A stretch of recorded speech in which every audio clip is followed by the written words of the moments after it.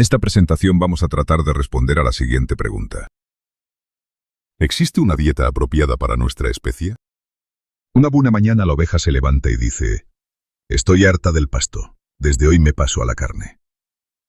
El lobo, en cambio, decide empezar a cuidarse y dice: se acabó la carne, a partir de hoy me hago vegano. ¿Por qué esto no sucede? La dieta de una especie no es realmente una elección voluntaria. Lo que comemos hoy es el resultado de millones de años de selección natural. Aquellos organismos que pudieron extraer más energía de ciertos alimentos sobrevivieron y transmitieron esa capacidad a su descendencia. Los que no pudieron hacerlo, desaparecieron. Por eso lo que hoy llamamos comida para una especie es, en realidad, el producto de su historia evolutiva. La dieta de una especie está profundamente ligada a su anatomía, su fisiología y su entorno. Los cuerpos evolucionan para procesar los alimentos disponibles en el ecosistema. Por ejemplo, los molares trituradores aparecen en especies que consumen alimentos fibrosos y abrasivos. Esta coevolución hace que cambiar de dieta sea prácticamente imposible. El organismo está literalmente construido para un tipo de alimento específico. La vida gira en torno a un problema fundamental: obtener energía. La evolución favorece estrategias que maximicen la energía neta obtenida de los alimentos. La especialización permite reducir costes metabólicos, por ejemplo, producir solo las enzimas necesarias, desarrollar un sistema digestivo adaptado para el procesamiento del sustrato disponible y optimizar el tiempo de búsqueda de alimento. En otras palabras, los organismos no deciden qué comer. Evolucionan para hacerlo de la forma más eficiente posible. Los rumiantes y los carnívoros representan dos soluciones evolutivas muy diferentes al mismo problema energético. Los rumiantes desarrollan sistemas digestivos complejos que permiten extraer energía de la celulosa, un recurso abundante pero difícil de digerir. Los carnívoros, en cambio, utilizan un sistema digestivo más directo para transformar proteína y grasa en energía con muy pocas pérdidas. Ambos sistemas son altamente eficientes dentro de su nicho. Cada adaptación tiene un coste. Ser muy eficiente procesando un tipo de alimento suele implicar perder eficiencia en otros. Por ejemplo, un animal adaptado para digerir celulosa probablemente no será eficiente cazando presas rápidas. La diversidad de formas de vida surge precisamente de estos compromisos evolutivos entre distintas capacidades. La evolución no busca la perfección absoluta. Solo selecciona soluciones que funcionen lo suficientemente bien como para sobrevivir y reproducirse en un entorno concreto. Desarrollar sistemas excesivamente complejos y por lo tanto energéticamente costosos supondría una pérdida de eficiencia que podría poner en peligro la supervivencia de la especie. Esto significa que muchos rasgos biológicos no son óptimos en sentido teórico, sino simplemente suficientemente eficaces para superar las presiones del entorno. La especialización permite que múltiples especies convivan en el mismo ecosistema sin competir directamente por el mismo recurso. Cada especie ocupa un nicho distinto. Algunas consumen hojas y ramas, otras hierba alta, otras raíces o tubérculos. Este mosaico de especializaciones reduce la competencia directa y aumenta la diversidad biológica. Sin embargo, el ser humano representa una auténtica anomalía evolutiva. Mientras el resto de las especies adaptan su cuerpo al entorno, nosotros hemos aprendido a adaptar el entorno a nuestro cuerpo. Mediante la digestión externalizada, como la cocción y la fermentación, y el uso de herramientas, predigerimos los alimentos y rompemos barreras físicas y químicas que nuestros dientes y estómago no podrían procesar por sí solos. Pero no solo eso, también modificamos el entorno para aumentar la disponibilidad de recursos. Gracias a la tecnología, somos generalistas tecnológicos, con acceso a un espectro de comestibles inalcanzable para otros animales. Pero cuidado, que nuestra dieta pueda ser amplia no significa que sea infinita o universal. Seguimos teniendo límites fisiológicos muy claros. No somos máquinas capaces de procesar cualquier cosa sin consecuencias. Aunque hemos externalizado muchas de nuestras limitaciones mediante tecnología, nuestra biología sigue funcionando bajo reglas ancestrales. Para entender la dieta humana, es necesario comprender esa interacción constante entre nuestra fisiología evolutiva y las herramientas que hemos creado. Nuestra alimentación es, en esencia, una negociación entre biología y cultura. Esta imagen plantea una pregunta provocadora. ¿Por qué en el arte prehistórico aparecen animales y escenas de caza, pero no lechugas? ¿Desde cuándo existen las lechugas que se consumen hoy día? Empecemos rompiendo un mito. La lechuga no nació para ser ensalada. En el antiguo Egipto, hace 6.500 años, la lactuca sativa era un cultivo industrial. No buscaban sus hojas, sino sus semillas, que eran prensadas para extraer un aceite valioso. El follaje que hoy tanto gusta a algunos era para ellos un simple residuo incomestible. Avanzamos al año 3000 a.C. y la lechuga cambia de rol. Se vuelve sagrada. Estaba asociada a Min, el dios de la fertilidad. ¿Por qué? Por su morfología fálica y, sobre todo, por el látex lechoso y blanquecino que soltaba al cortarla. Para los egipcios, esta savia era un símbolo de virilidad, convirtiendo a la planta en protagonista de rituales religiosos. Fueron los griegos y romanos quienes realizaron el primer hackeo genético a través de la selección artificial. Redirigieron el cultivo hacia el consumo de la hoja, trabajando para reducir el lactucarium, ese látex amargo. Su objetivo era transformar una planta espinosa, ruda e incomestible en una hortaliza más dulce, compacta y comestible. Aquí vemos la verdadera batalla biológica. El objetivo de la naturaleza es que la planta florezca y se reproduzca, un proceso llamado bolting. El objetivo humano, en cambio, es mantenerla en un estado de juventud perpetua. Cultivar lechugas es, en esencia, luchar contra el reloj biológico de la planta para maximizar sus hojas antes de que el calor la obligue a sacar semillas. A pesar de las mejoras, la lechuga tenía un defecto fatal para el comercio. Se moría rápido. Durante milenios fue un producto de kilómetro cero. Al no haber refrigeración ni transporte rápido, las hojas se marchitaban apenas se cosechaban. Si vivías lejos del huerto, simplemente no podías comer lechuga fresca. La solución no vino de la cocina, sino de la ingeniería logística. En 1894, Burpee Seeds lanzó la variedad Crisp Head. No buscaban una mejora nutricional o de sabor, sino resistencia mecánica. Diseñaron una lechuga con un núcleo denso y hojas exteriores como escudos, capaz de aguantar golpes y viajes de larga distancia.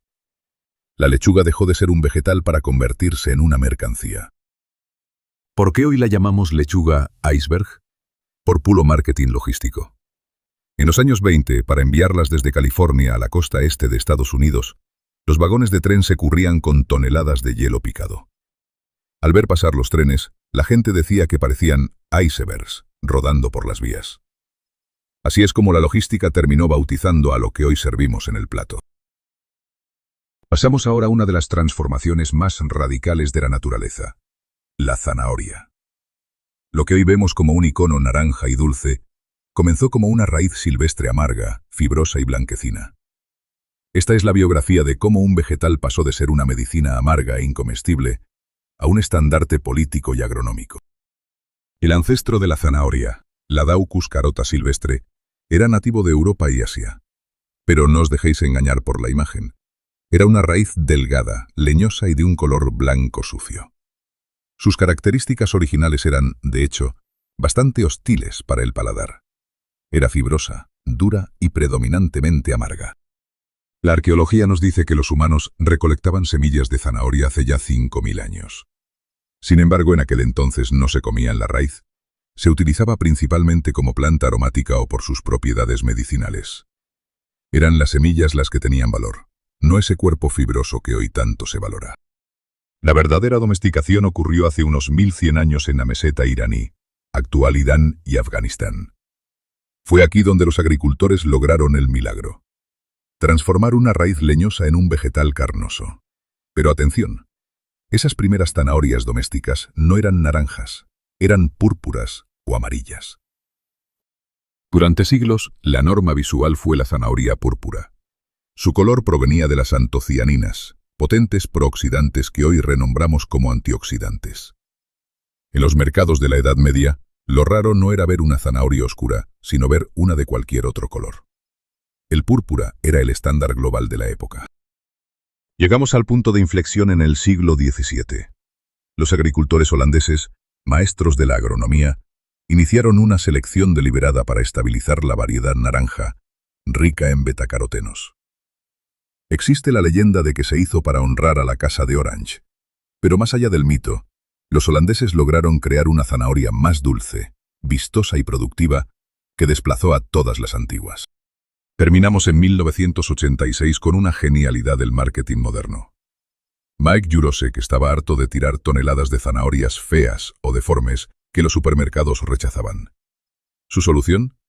Esculpir cilindros perfectos a partir de esas piezas descartadas. Así nacieron las Baby Carrots. No son zanahorias jóvenes, sino merma agrícola transformada en un snack premium mediante corte industrial. Vamos a explorar ahora una de las mayores hazañas de la ingeniería biológica en la historia de la humanidad: la transformación de la patata. Lo que hoy conocemos como un alimento básico global comenzó en los Andes como una planta silvestre, pequeña y altamente tóxica. A la izquierda se puede ver la realidad salvaje. Tubérculos más pequeños que una nuez, irregulares y amargos. A la derecha el resultado del diseño intencional. Papas uniformes, grandes y seguras. Esta diferencia no fue azarosa. Fue una selección milenaria para optimizar el rendimiento de la planta. La papa no quiere ser comida y utiliza glicoalcaloides, como la solanina, como defensa química contra sus depredadores. Los antiguos agricultores andinos lograron lo imposible. Mediante la observación, aislaron las plantas con menos toxinas, creando una planta doméstica con sus defensas naturales debilitadas y más apta para el consumo humano. ¿Cómo lo hicieron? Abandonaron la variabilidad de las semillas y pasaron a la propagación vegetativa. Al plantar trozos del mismo tubérculo, crearon una clonación primitiva. Esto permitió que una vez hallada una mutación favorable, más grande o menos amarga, se conservara idéntica para siempre. Aquí se puede observar el cambio estructural. La planta salvaje gasta energía en estolones largos para expandirse por el territorio. La domesticada, en cambio, tiene estolones cortos. Toda la energía y el volumen se concentran en un solo lugar, facilitando enormemente la cosecha humana. Todo beneficio tiene un costo. Pasamos de plantas diploides, resistentes y rústicas, a variedades tetraploides de alta productividad. En este intercambio, la papa ganó tamaño pero perdió su capacidad de sobrevivir sola. Hoy la patata depende de nosotros tanto como nosotros hemos dependido de ella para no morir de hambre en ciertos momentos de nuestra azarosa historia. Aquí vemos un choque de realidades. En los Andes existen más de 4.500 variedades con colores y texturas increíbles. Sin embargo, el mercado global prioriza la uniformidad para facilitar la cosecha mecánica y el procesamiento industrial, sacrificando esa riqueza genética en favor de la eficiencia. Domesticar el alimento fue solo el primer paso. Para expandir civilizaciones en altitudes extremas, los pueblos andinos necesitaban que la comida durara más allá de la cosecha. El clima extremo de los Andes se convirtió entonces en su mejor herramienta de conservación. Aquí entramos en la tecnología de conservación. El chuño. Es el precursor del liofilizado moderno. Es el paso de la ingeniería agrícola a la ingeniería de procesos, permitiendo almacenar el alimento durante años sin necesidad de refrigeración. El proceso del chuño comienza aprovechando el ciclo natural. A más de 4.000 metros, las temperaturas caen bajo los 0 grados Celsius. Al exponer las papas a la helada nocturna, el agua interna se congela y rompe las paredes celulares, preparando el tubérculo para la deshidratación. Tras la helada entra en juego el sol. La radiación intensa de la altura evapora el agua, pero el secreto está en el pisado. Al presionar los tubérculos con los pies, se extrae mecánicamente la humedad restante que la evaporación no alcanza. Es una combinación perfecta de fuerza humana y energía solar. El resultado es un alimento casi eterno. Los cultivos procesados se guardaban en las colcas, depósitos de piedra, donde podían conservarse por años. Incluso hay registros de hasta 150 años. Esta reserva estratégica de alimentos no perecederos fue la base de la seguridad alimentaria del Imperio Inca. En 1536, la patata llega a Europa tras la conquista. Sin embargo, su éxito no fue inmediato. Fue tratada inicialmente como una curiosidad botánica o alimento para animales, pero no se consideraba apta para el consumo humano. Tuvieron que pasar siglos de desconfianza cultural hasta que, en el siglo XVIII, se convirtió en el salvavidas nutricional del continente. Hoy la papa es el tercer cultivo más importante del planeta. Su alta densidad energética y su capacidad para crecer en suelos pobres impulsaron explosiones demográficas masivas en Europa y Asia. Aquella planta tóxica de los Andes es ahora un pilar fundamental de la alimentación en todo el mundo. Aquí tenemos otro ejemplo fascinante de ingeniería agrícola. Mirar esta planta, la Brassica oledacea. A través de la selección humana de partes específicas, un solo ancestro, la col marítima, dio origen a vegetales que parecen no tener relación entre sí. A partir de la selección de flores inmaduras se crearon el brócoli y la coliflor. A partir de la selección de hojas, el cal. De la selección del tallo, el colirrábano. De la selección de yemas axilares, las coles de Bruselas. Y de la selección de yemas terminales, el repollo. Es diseño por selección en su máxima expresión. Si la patata fue una hazaña, el maíz es un milagro de la bioingeniería antigua. Su ancestro, el teosinte, es una hierba silvestre que casi no se parece en nada al maíz moderno. Los agricultores mesoamericanos seleccionaron mutaciones en genes reguladores para fabricar la mazorca gigante que conocemos hoy. La intervención fue tan extrema que el maíz perdió su capacidad de reproducirse solo. Sin la mano humana para desgranarlo y sembrarlo, se extinguiría. Además, variantes como el maíz dulce son el resultado de una mutación recesiva que impide que el azúcar se convierta en almidón. Un capricho genético que hoy nos encanta. Para entender la magnitud, el prototipo de hace 9000 años era apenas una espiga pequeña y dura. El producto final es una máquina de proporcionar azúcar. Esta transición del teosinte al maíz moderno es, probablemente, el mayor éxito de manipulación genética en la historia de nuestra especie. En la era moderna, el diseño continúa. El tomate Daniela fue diseñado en los 80 para aguantar semanas de transporte marítimo, y el Flavor Saver fue el primer alimento transgénico para evitar el ablandamiento. ¿El costo? A menudo se sacrifica sabor, aroma y nutrientes por una logística perfecta. Debemos entender nuestra dieta como un palimpsesto, un manuscrito donde se ha borrado lo antiguo para escribir encima, pero que aún conserva huellas del pasado. Lo que llamamos natural no es una obra de la naturaleza virgen, sino un artefacto tecnológico complejo diseñado por el ingenio humano durante la revolución agraria. Llegamos a un punto crítico. Nos han vendido la teoría de que la dieta estándar occidental es la forma correcta y equilibrada de comer. Pero la realidad es que desde mediados del siglo pasado, las enfermedades metabólicas se han disparado y nuestras salas de espera están llenas de personas que, irónicamente, siguen las guías oficiales y comen un poco de todo. Este es el rostro de esa paradoja. Un informe médico real. 87 años. Múltiples patologías crónicas. Hipertensión, diabetes autoinmune, nefropatía diabética, hipotiroidismo, cistitis intersticial, cardiopatía, demencia. Es el resultado de una vida alimentando una biología antigua, con productos diseñados por la industria, no por la naturaleza. Es el precio de la normalidad alimentaria actual. Nos gusta decir que ahora se vive más gracias a la medicina, y ciertamente, esta persona hace muchos años que estaría muerta si no fuese por las muletas químicas. Pero la pregunta es, ¿merece la pena prolongar una vida de padecimientos? Para entender el problema, observa esta línea de tiempo.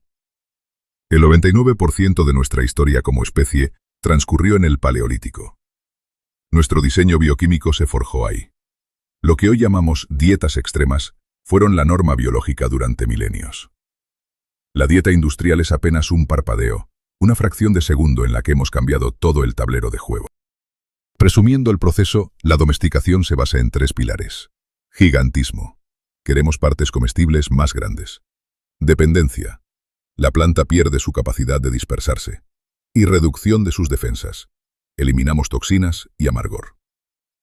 Hemos creado seres biológicos que no podrían existir sin nosotros, y que son radicalmente distintos a sus antepasados silvestres. Si hoy viéramos el teosinte, no sabríamos qué es maíz, y si lo probáramos, sería incomestible. Debemos desmantelar la ilusión de que los vegetales siempre han estado ahí. Lo que ves en el supermercado es un palimpsesto. Capas de domesticación neolítica, intercambios tras la conquista y finalmente, la estandarización industrial de los últimos 2 siglos. El vegetal moderno es más una construcción humana que un regalo de la tierra. Aquí está la gran paradoja. Juzgamos las dietas ancestrales como peligrosas o extremas, cuando nuestros antepasados gozaban de una salud metabólica incomparablemente mejor. Nuestro diseño bioquímico se forjó en un entorno que hoy consideraríamos aberrante. Sin embargo, los ingredientes de hoy no existían entonces, y las enfermedades modernas tampoco.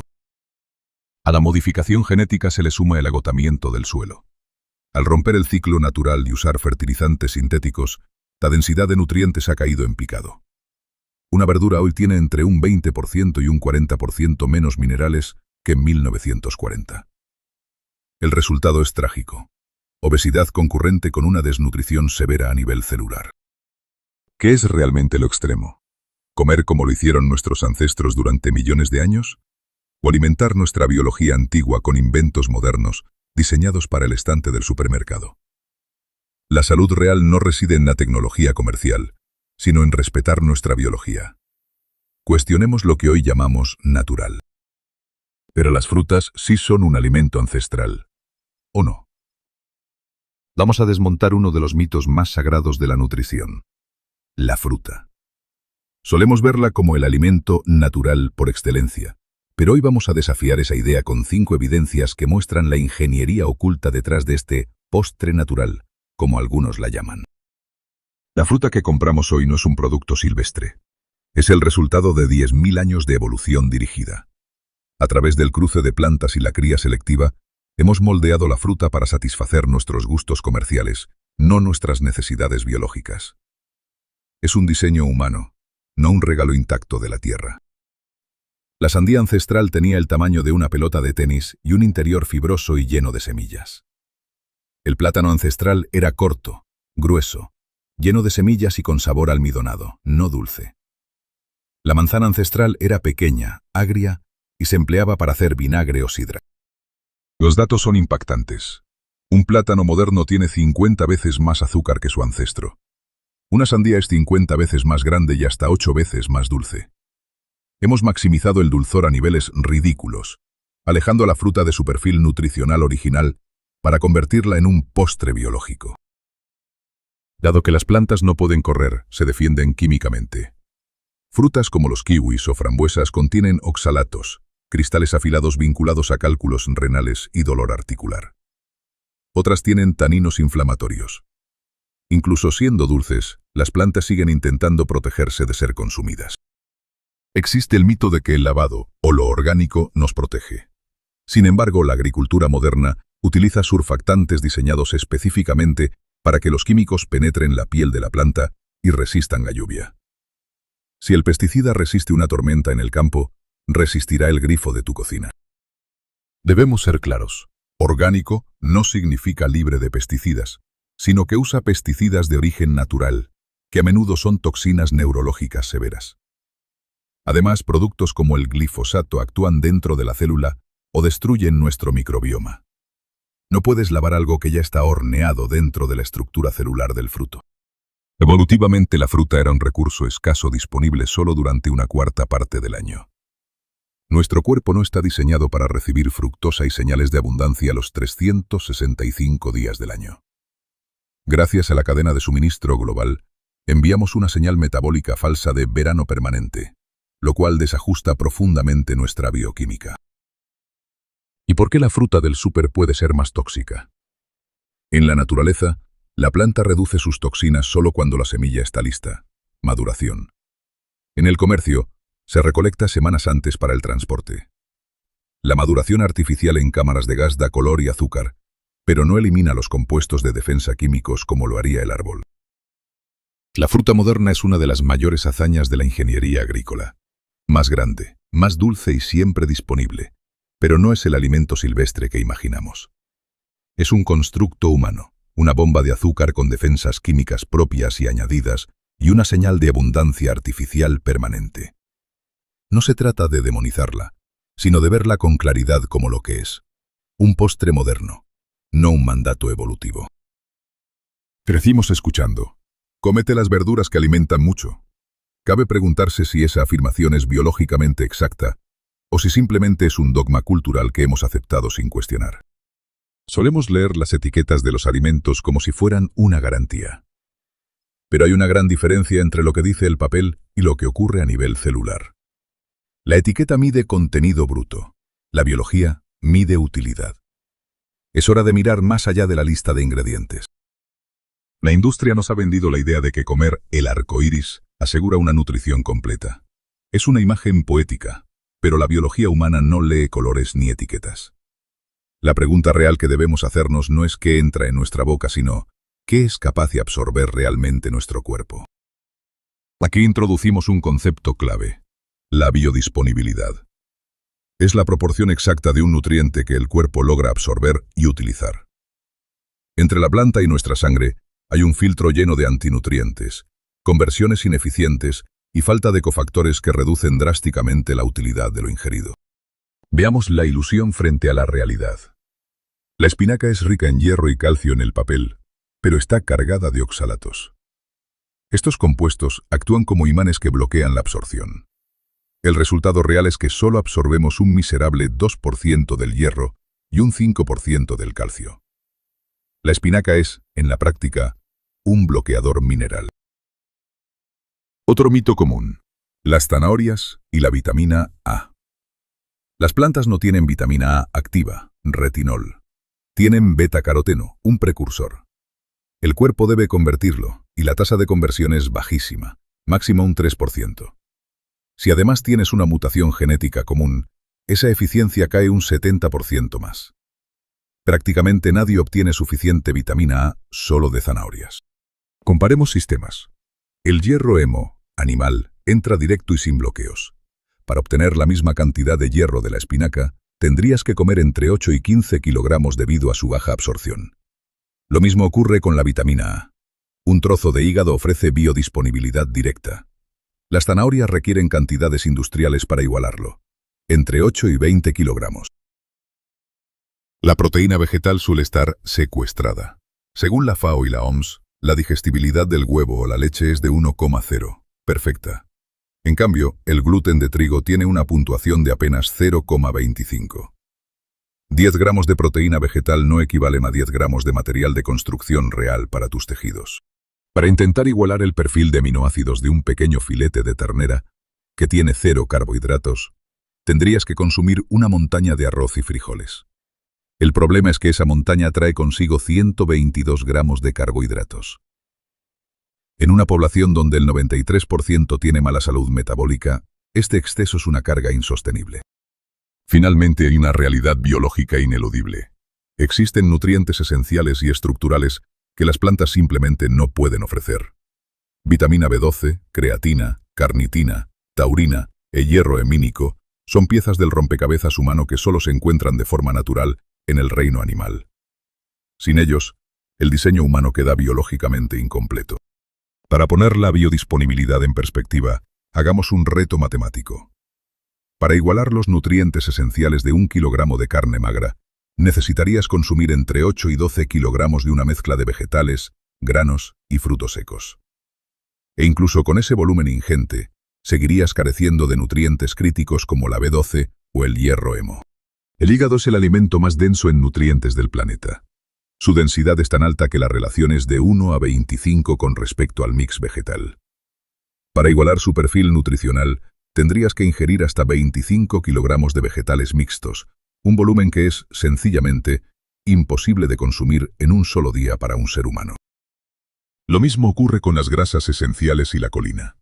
1 kilo de salmón equivale a unos 15 kilogramos de vegetales para igualar el omega 3 y la proteína. En el caso de los huevos, la brecha es de 1 a 10. La conclusión es clara: cerrar la brecha nutricional solo con plantas, sin recurrir a suplementos sintéticos, es una quimera biológica.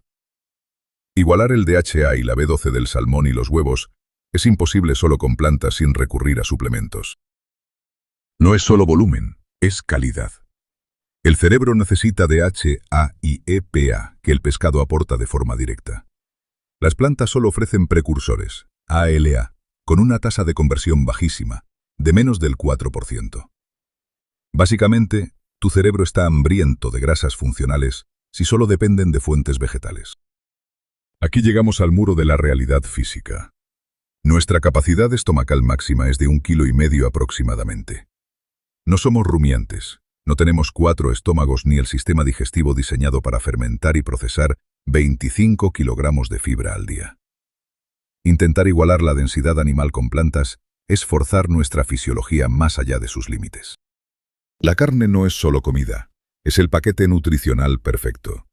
Tiene todos los aminoácidos en la proporción exacta, grasas estables para nuestro cerebro, que es 60% grasa, y genera cero inflamación, ya que está libre de los antinutrientes y las toxinas de defensa presentes en las plantas. Una forma inteligente de verlo es que los animales actúan como nuestro filtro biológico. Ellos ingieren las plantas llenas de toxinas y fibra indigestible, y su complejo sistema digestivo hace ese trabajo por nosotros, convirtiendo esa entrada tóxica en un producto 100% biodisponible y listo para nuestro metabolismo. La fibra se suele adorar como un tótem sagrado, pero en realidad actúa como un antinutriente. Irrita la mucosa intestinal y actúa como una esponja que secuestra minerales esenciales como el hierro y el zinc, arrastrándolos fuera del cuerpo antes de ser absorbidos. Además, su fermentación excesiva es la causa raíz de la hinchazón y problemas como el SIBO. Es hora de reescribir lo que sabemos. Los alimentos de origen animal son entre 5 y 20 veces superiores en densidad y biodisponibilidad. La variedad visual del arco iris no equivale a salud si los antinutrientes bloquean la absorción. No necesitas comer más volumen. Necesitas comer la fuente correcta. Vamos a resumir entonces las 3 verdades matemáticas ineludibles. La primera, superioridad de densidad. Los órganos y carnes son superiores gramo por gramo. La segunda, necesidad de suplementos. Una dieta 100% vegetal requiere intervención química externa para ser segura. Y la tercera, la brecha. Los alimentos vegetales enteros no pueden cerrar la brecha nutricional en volúmenes realistas para el estómago humano. La salud reside en la eficiencia biológica, no en la ideología alimentaria. A continuación vamos a realizar una disección anatómica y bioquímica de las plantas. Lo que solemos ver como nutrientes para la planta es su descendencia, y ha desarrollado un sistema de defensa sofisticado para protegerla. Entender los antinutrientes es entender la verdadera cara de la supervivencia botánica. Los animales pueden huir, morder o patear. Tienen mecanismos físicos de defensa. Las plantas, al ser estacionarias, solo tienen una vía: la guerra química. Producen fitoquímicos tóxicos diseñados para envenenar o disuadir a quien intente comerlas. No existe una sola planta en la naturaleza que sea totalmente inofensiva. Los ANFs, o factores antinutricionales, son armas evolutivas. Su objetivo no es matarnos al instante, sino reducir la biodisponibilidad de nutrientes para que el depredador se debilite o aprenda a evitar la planta. Con el auge de las dietas basadas en plantas, nuestra exposición a estas armas químicas es mayor que nunca. Aquí tenéis a los principales sospechosos. Los fitatos actúan como imanes de minerales. Los oxalatos forman cristales afilados que dañan células. Las lectinas rompen la barrera intestinal. Y los taninos inhiben enzimas digestivas. Cada uno tiene un mecanismo específico para sabotear nuestra nutrición y nuestra biología. Históricamente comíamos toxinas naturales en dosis bajas. Pero la revolución agrícola cruzó especies para hacerlas más resistentes, aumentando la carga química. Hoy, con la revolución industrial y el consumo de aceites y harinas refinadas, estamos ingiriendo toxinas ultraconcentradas para las que nuestro cuerpo no evolucionó. Si visualizamos el riesgo, las legumbres son la fuente más rica y peligrosa de antinutrientes. Le siguen los cereales y pseudocereales, como el trigo sarraceno o la quinoa, y en la cúspide, las verduras de hoja verde y frutos secos. Todo el reino vegetal es, en esencia, un campo minado bioquímico. El ácido fítico es el candado donde la planta guarda su fósforo. El problema es que en nuestro cuerpo se une al zinc, hierro y calcio, formando complejos insolubles que no podemos absorber. Es una de las causas principales de la anemia y la osteoporosis a nivel global. Los taninos presentes en vegetales como el té, el vino tinto, la uva, los frutos sonrojos, el cacao, legumbres y frutos secos, bloquean la digestión de proteínas y la absorción de hierro. Las saponinas, con sus propiedades jabonosas, perturban las membranas celulares. Su efecto más peligroso es la hemólisis, la ruptura literal de nuestros glóbulos rojos. Cuando el ácido oxálico se une al calcio en tu cuerpo, forma cristales de oxalato de calcio. Imaginaros miles de pequeñas agujas microscópicas desgarrando mitocondrias e inflamando tejidos. Son responsables del 80% de los cálculos renales y del dolor articular crónico. Finalmente, las lectinas causan un caos que va más allá del sistema digestivo. Generan mimetismo molecular, haciendo que el sistema inmune ataque nuestros propios tejidos. Autoinmunidad. Sabotean receptores hormonales e incluso se vinculan con enfermedades neurodegenerativas como el Parkinson y el Alzheimer. Para entender el daño de las lectinas, hay que verlas como perforadoras. Resisten la digestión, se adhieren a la mucosa y abren brechas en la pared intestinal, creando lo que conocemos como intestino permeable. Un dato perturbador. Bastan solo 4 o 5 frijoles rojos crudos para causar un envenenamiento agudo debido a la alta toxicidad de la lectina fitohemaglutinina. Imagina que tu cuerpo tiene las llaves para abrir los nutrientes, pero la planta pone pegamento en la cerradura. Eso hacen los inhibidores enzimáticos en legumbres y cereales. Desactivan la proteasa y la amilasa, impidiendo que proceses las proteínas. El resultado no es solo mala digestión, sino una malnutrición proteica crónica, pese a comer suficiente. Las plantas también pueden sabotear tu sistema endocrino. Los goitrógenos, presentes en crucíferas como el brócoli y en la soja, interfieren directamente en la captación de yodo por la glándula tiroides. Para personas con hipotiroidismo, el consumo excesivo de estos vegetales llamados saludables puede ser, irónicamente, un freno metabólico severo. Entramos en terreno peligroso. El taquilócido del helecho es un carcinógeno directo que daña el ADN. El safrol de la canela y la nuez moscada es un mutágeno prohibido como aditivo, pero presente en la naturaleza. Y los ácidos aristolóquicos de ciertas hierbas pueden causar falla renal terminal. Natural nunca fue sinónimo de inocuo. Si hacemos un recuento, el impacto es sistémico. Desde la inflamación cerebral por lectinas y el bocio tiroideo, hasta la anemia por taninos, la osteoporosis por fitatos y el fallo renal por oxalatos. No hay un solo sistema en el cuerpo humano que no pueda ser vulnerado por la defensa química vegetal si no tenemos cuidado. Podemos resumir la amenaza en 3 escalones. El primero es la deficiencia silenciosa, el robo constante de minerales por fitatos. El segundo es el daño estructural, la rotura de la barrera intestinal y autoinmunidad. Y el tercero es la toxicidad aguda, envenenamiento o falla de órganos por toxinas severas. Comemos en un espectro de riesgo que la mayoría de la población ignora por completo. Comprender que las plantas son organismos que luchan por su supervivencia es el primer paso para optimizar nuestra nutrición. No se trata de miedo, sino de estrategia biológica. Decodifica tu alimento para recuperar tu biología.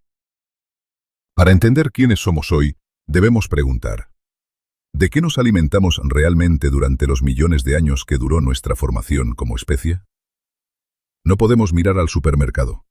Debemos mirar a las pinturas rupestres y a la tierra, donde quedó grabada nuestra verdadera historia como carroñeros primero y cazadores después. Solemos creer que la historia humana es una línea ascendente de progreso. Sin embargo, los datos muestran algo distinto. Tras la revolución agrícola, nuestra aptitud biológica y tamaño cerebral sufrieron una dramática caída. Estamos en conflicto con nuestro entorno moderno porque nuestro organismo fue diseñado para un mundo que ya no existe. Aquí no estamos especulando. Leemos el pasado a través de 3 pilares. La química, analizando isótopos en el esmalte dental que revelan nuestra posición en la cadena trófica. La anatomía, estudiando la morfología de mandíbulas y huesos. Y la arqueología, encontrando las herramientas que usamos para procesar animales. Hubo un momento definitorio. La expulsión de la selva húmeda hacia la sabana abierta. Sin garras ni fuerza bruta frente a los grandes felinos, nuestra supervivencia dependía de una adaptación radical. No empezamos siendo los reyes de la selva, sino oportunistas vulnerables en un entorno hostil. Nuestros ancestros no podían competir directamente por la carne muscular contra los leones. En su lugar, se convirtieron en especialistas de lo que otros dejaban atrás. Armados con piedras en romas, desarrollaron la técnica de fracturar huesos para acceder a un recurso que ningún otro animal podía alcanzar con facilidad. Ese recurso era el tuétano y el cerebro. Mientras otros animales peleaban por la proteína, nosotros accedimos a fuentes de grasa y colesterol de altísima densidad energética. Este acceso exclusivo a lípidos de alta calidad fue el combustible necesario para encender la chispa de nuestra expansión cerebral. La evidencia es clara. Somos lipívoros, comedores de grasa. Nuestra anatomía, metabolismo y ADN fueron moldeados durante millones de años en entornos donde los carbohidratos eran casi inexistentes. Vamos a tratar de deconstruir nuestra maquinaria biológica para revelar su verdadero combustible original. He aquí una verdad incómoda para la nutrición moderna. El requerimiento de carbohidratos exógenos para el ser humano es cero.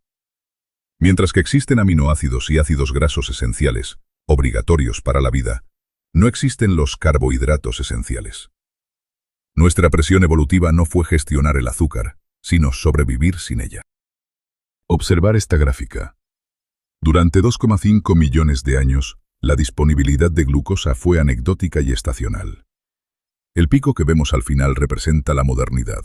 Nuestro sistema operativo metabólico se perfeccionó en ausencia de azúcares.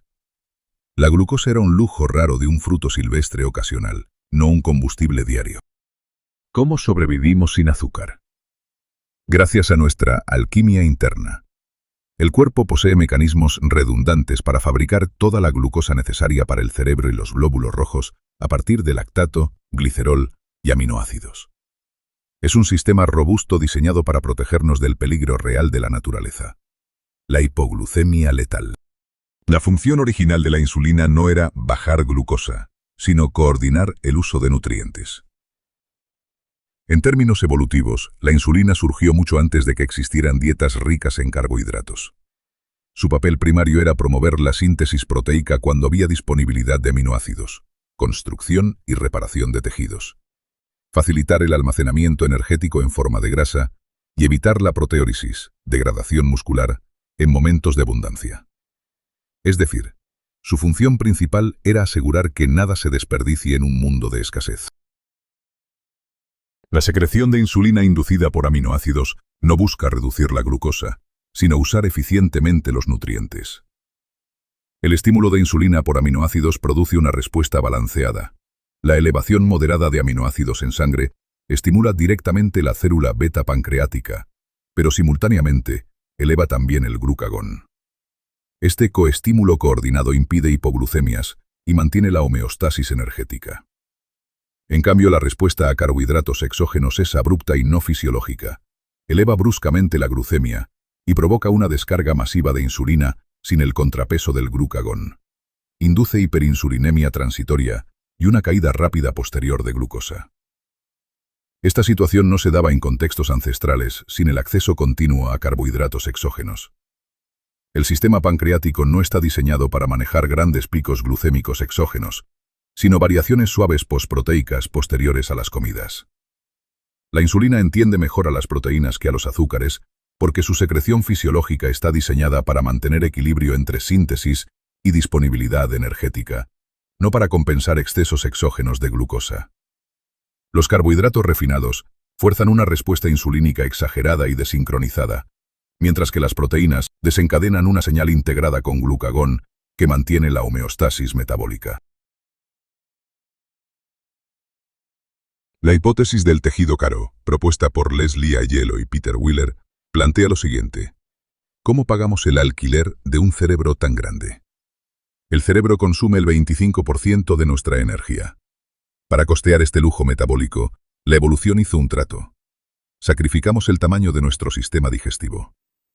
Pero este intercambio solo fue posible al pasar de una dieta vegetal voluminosa a una dieta de alta densidad energética de origen animal. La forma de nuestro cuerpo cuenta esta historia. El simio tiene forma de pera para albergar un enorme tanque de fermentación de fibra. El humano tiene forma de cuña, angulado hacia las caderas. Carecemos físicamente del espacio necesario para procesar los grandes volúmenes de plantas que nuestros primos primates consumen. Aquí podemos ver la inversión radical. Los simios son fermentadores, convierten la fibra en grasa en el colon, del que proviene el 65% de su energía. Los humanos, en cambio, somos absorbedores. Nuestro intestino delgado, del que obtenemos el 70% de nuestra energía, es largo para absorber grasas y nutrientes directamente. Básicamente, externalizamos la fermentación al animal que cazamos. Si comparamos las características anatómicas, queda claro. La vaca tiene 4 cámaras para fermentar, el gorila un intestino grueso masivo. Nosotros tenemos un estómago simple y un colon corto.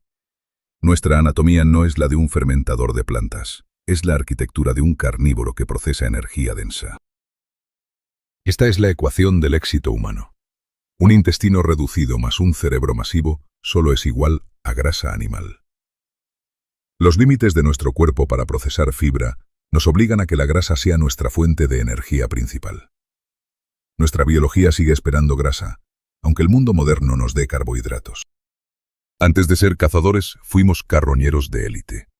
Gracias a la mano con pulgar oponible y las primeras herramientas, pudimos romper huesos y acceder a la bóveda para obtener el tuétano y el cerebro.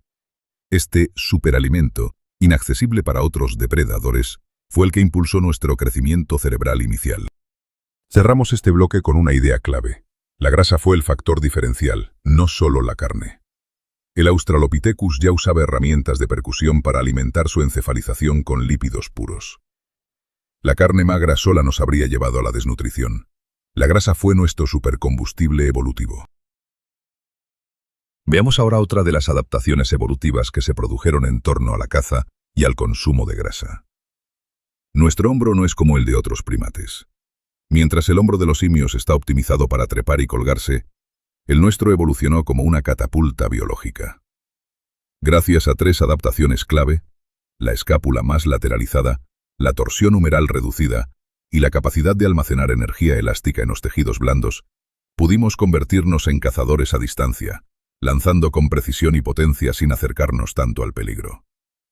El resultado es una articulación capaz de rotar a más de 7000 grados por segundo, una de las velocidades más altas registradas en el reino animal.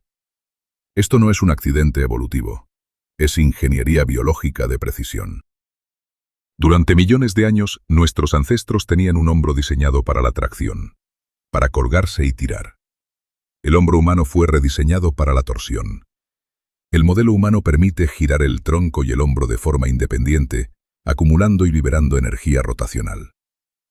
Dejó de ser una estructura adaptada a la suspensión y la braquiación, para convertirse en una catapulta viviente que proyecta objetos con enorme velocidad. El hombro humano alcanza una de las velocidades angulares más rápidas del reino animal, superando los 7000 grados por segundo.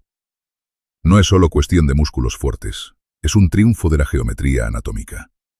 La cápsula articular, los ligamentos y la orientación del hueso reducen el momento de inercia y permiten esa aceleración brutal. Es como si la evolución hubiera rediseñado el hombro específicamente para este movimiento explosivo de rotación interna. Aquí hay un dato asombroso de la biomecánica. En un lanzamiento los músculos solo hacen la mitad del trabajo. La otra mitad de la energía es gratis. Proviene de la elasticidad pasiva de nuestros tendones y ligamentos, actuando como resortes. Somos literalmente una ballesta biológica. ¿Cuándo aparece esta capacidad por primera vez? Hace aproximadamente 2 millones de años, con el Homo erectus. Un estudio publicado en la revista Nature en 2013 por Neil Roach y Daniel Lieberman demostró que la habilidad de lanzar proyectiles a alta velocidad no es una sola adaptación, sino el resultado de 3 cambios anatómicos que evolucionaron de forma conjunta y coordinada. El Homo erectus fue, en cierto sentido, el primer prototipo funcional de este sistema. El primer cambio está en el tórax.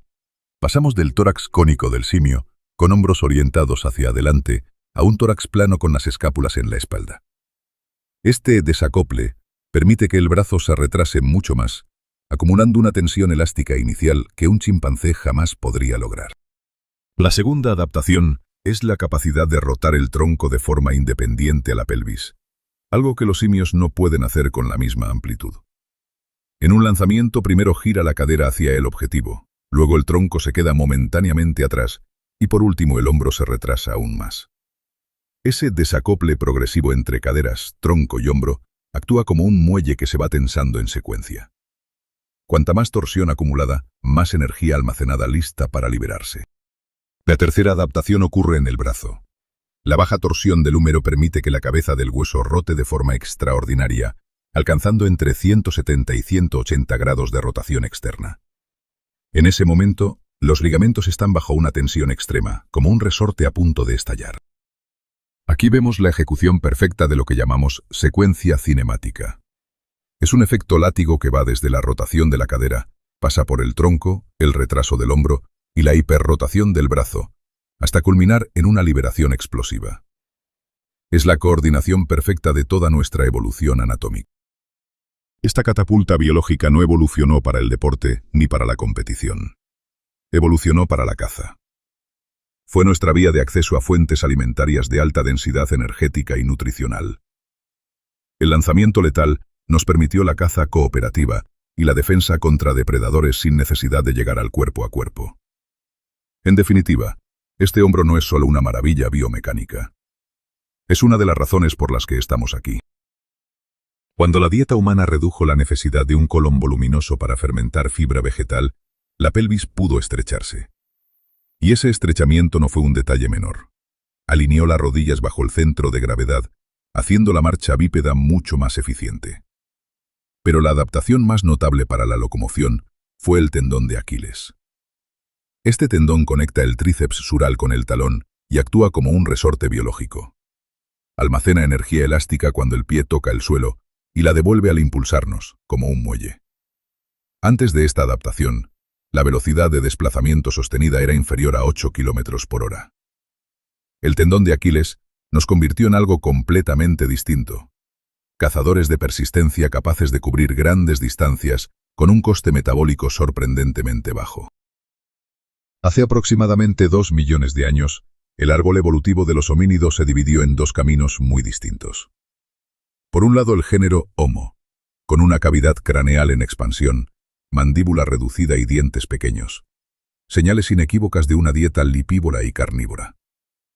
Por el otro, el Australopithecus robustus, con cresta sagital para anclar músculos masticadores potentes, pómulos anchos y grandes molares con severas marcas de abrasión. Una máquina perfecta para triturar vegetales fibrosos. El Australopithecus robustus estaba perfectamente adaptado a su nicho. El problema es que ese nicho desapareció. La línea vegana se extinguió. La línea carnívora llegó hasta nosotros. Si reunimos toda la evidencia anatómica y bioquímica, el cuadro es coherente y claro. Nuestro metabolismo es capaz de fabricar su propia glucosa a partir de grasa y proteína, lo que se llama gluconeogénesis. No necesita carbohidratos externos para funcionar. Nuestro intestino es relativamente corto y está diseñado para absorber nutrientes de alta densidad, no para fermentar fibra durante horas como hacen los herbívoros. Y nuestra estructura esquelética y muscular está construida para perseguir, cazar y transportar presas de gran tamaño. La conclusión no es ideológica, es anatómica. El ser humano moderno vive en un cuerpo de la edad de piedra que fue diseñado para funcionar con combustible de alta densidad energética. El consumo sostenido de grasa animal no solo nos alimentó, nos transformó. La energía densa y constante procedente de la caza impulsó el crecimiento cerebral, financió una fisiología más compleja y consolidó lo que los investigadores llaman el patrón depredador humano. No somos depredadores de fuerza explosiva como el leopardo o el tigre. Somos depredadores de resistencia e inteligencia táctica. Pasamos de ser carroñeros oportunistas que esperaban que otros grandes predadores terminaran con su presa, a convertirnos en cazadores activos y eficientes capaces de planificar, coordinar y ejecutar cacerías complejas. El cuerpo humano fue rediseñado por completo para la caza de resistencia y lo hizo en 3 frentes simultáneos. Primero, la termorregulación. Perdimos el pelaje y desarrollamos millones de glándulas sudoríparas, lo que nos permite disipar calor de forma continua mientras caminamos largas distancias bajo el sol, algo que ningún otro mamífero de 4 patas puede hacer de manera sostenida. Segundo, la biomecánica.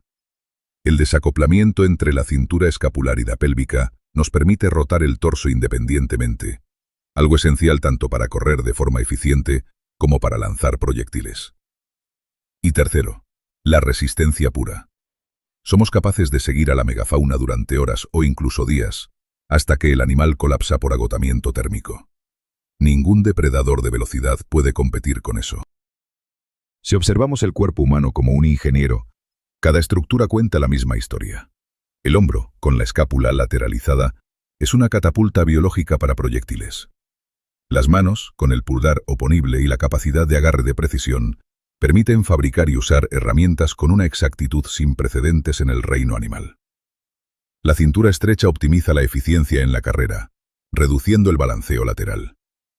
Y el tendón de Aquiles es el resorte que hace posible la carrera de larga distancia con bajo coste energético. Cada pieza encaja. No es un diseño generalista. Es el perfil anatómico de un superdepredador especializado. Nuestra unidad operativa no era el individuo, ni la familia nuclear. Era la horda nómada. Grupos de entre 20 y 50 individuos que se desplazaban de forma constante siguiendo las manadas de megafauna. Éramos máquinas biológicas de caza que operaban como una unidad coordinada. La supervivencia dependía del movimiento perpetuo, de la capacidad de rastrear, anticipar y abatir grandes herbívoros, y de una dieta basada casi exclusivamente en lo que se cazaba. Este fue nuestro modo de vida durante la mayor parte de nuestra historia como especie. No la aldea, no el campo, sino la horda en movimiento. Para entender nuestra fisiología, necesitamos entender el entorno que la moldeó. Durante 2,6 millones de años, la Tierra estuvo dominada por la glaciación cuaternaria. Nuestros ancestros no vivían en selvas tropicales ricas en fruta. Vivían en la tundra y la estepa de mamut, paisajes helados con vegetación escasa, fibrosa y de bajísima densidad calórica. En ese entorno, las plantas no eran una fuente de energía viable y constante. La megafauna sí lo era. El mamut, el bisonte estepario, el rinoceronte lanudo. Estos animales concentraban en su grasa y músculo toda la energía solar acumulada durante años de herbivoría en las praderas glaciales. Cazar uno de ellos era, literalmente, asegurar la supervivencia del grupo durante semanas. Los desafíos que impuso la edad de hielo fueron brutales, pero cada uno encontró una respuesta en el ingenio humano. Frente al frío extremo, desarrollamos tecnología térmica, ropa ajustada en capas cosida con agujas de hueso, dominio del fuego y construcción de refugios. Frente a la escasez vegetal, no buscamos una solución botánica. Simplemente dependimos menos de las plantas. Y frente a la megafauna peligrosa, respondimos con organización. Grupos nómadas coordinados, armas especializadas como las puntas Clovis y técnicas de almacenamiento de grasa para los meses de menor disponibilidad. La edad de hielo no nos dobló, nos afiló.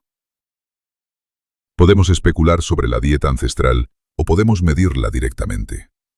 Los isótopos de nitrógeno en los fósiles son una huella química imborrable. Cuanto más alta es la posición en la cadena trófica, mayor es la concentración de nitrógeno 15 en los huesos. Y los resultados son contundentes. Los fósiles humanos de la edad de hielo, tanto de neandertales como de humanos modernos tempranos, presentan los niveles más altos de nitrógeno 15 registrados en todo el reino animal. Por encima de los lobos, por encima de los leones.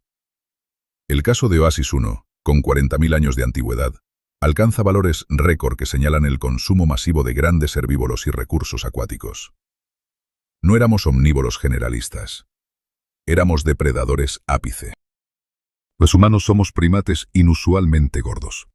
Incluso una persona delgada retiene niveles de grasa corporal muy superiores a los de cualquier otro primate de tamaño similar. Esto no es un defecto, es una adaptación. Esa grasa es el depósito de combustible de un cerebro enormemente demandante. Todo el sistema gira alrededor de ese cerebro. Somos lipívoros porque la grasa animal es el sustrato energético principal. Tenemos una capacidad única de entrar en cetosis sin necesidad de ayuno extremo. Y al nacer, más del 50% de nuestra energía se destina directamente al desarrollo cerebral, impulsado por cetonas y las grasas de la leche materna. Grasa, cetonas y cerebro. Un triángulo diseñado para funcionar en conjunto. Existe una creencia muy extendida de que el cerebro humano depende exclusivamente del azúcar para funcionar. Esto es un mito. El cerebro humano es en realidad el órgano más adaptado a la cetosis de todo el reino animal. Los bebés nacen ya en estado cetogénico, y la leche materna, rica en grasa, mantiene y potencia ese estado durante el desarrollo neurológico más crítico. En la adultez, el cerebro puede cubrir hasta el 25% de la demanda energética total del cuerpo, y en cetosis, las cetonas se convierten en su combustible preferente. Más eficientes, más estables y más limpias que la glucosa. ¿Qué es exactamente la cetosis? Es un estado fisiológico en el que el hígado, ante la escasez de glucosa disponible, comienza a procesar ácidos grasos para producir cuerpos cetónicos. Esos cuerpos cetónicos son 3. El beta-hidroxibutirato, el acetoacetato y la acetona. Se trata del combustible de reserva del organismo, pero no es un estado de emergencia. Es el estado metabólico para el que nuestro cuerpo está diseñado cuando la dieta es baja en carbohidratos. Se activa tanto en el ayuno como cuando simplemente se restringe la ingesta de azúcares y almidones. La transición de quemar glucosa a quemar grasa no es instantánea, pero es predecible y está bien descrita. El mecanismo hormonal es claro. Cuando baja la insulina, sube el glucagón, y esa señal activa la lipasa sensible a hormonas, que libera ácidos grasos del tejido adiposo. El hígado los convierte en cuerpos cetónicos mediante beta-oxidación. El proceso de adaptación completa tarda entre 3 y 5 días, tras los cuales el cerebro puede cubrir hasta un 70% de su demanda energética usando beta-hidroxibutirato. No es una dieta de moda, es el estado bioquímico en el que nacimos y para el que estamos evolutivamente diseñados. Uno de los hallazgos más relevantes de la investigación reciente sobre la cetosis no tiene que ver con el peso ni con el rendimiento físico, sino con la inflamación. El beta-hidroxibutirato actúa como una molécula de señalización inmunológica que inhibe directamente el inflammasoma NLRP3, uno de los principales activadores de la inflamación sistémica crónica. Al desactivarlo, se reducen los niveles de citoquinas proinflamatorias como la IL-1 y la IL-18, y con ello disminuyen el estrés oxidativo y la neuroinflamación. La cetosis no es solo una fuente de energía alternativa. Es también, literalmente, un estado antiinflamatorio. Por eso la cetosis se estudia en enfermedades inflamatorias, autoinmunes y neurodegenerativas.